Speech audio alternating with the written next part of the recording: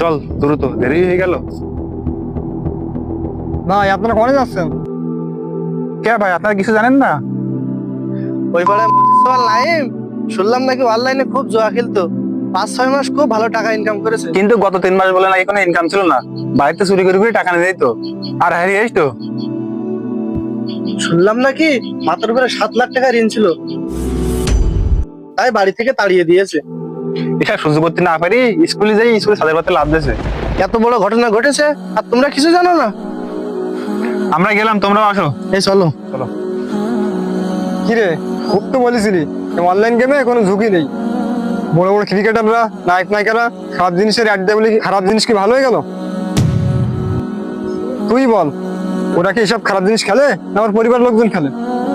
কে জমি হারালো, কে ভিটে হারালো, কাজ জীবন গেল, ওদের কিছু যায় আসে না। ওরা তো টাকা পাচ্ছে, ওরা টাকার বিনিময়ে সবকিছু করতে পারে। মরতে হয় তোর মতো আমার মতো সাধারণ মানুষের। এখনো সময় আছে, এসব ছেড়ে দে। জি ভাই,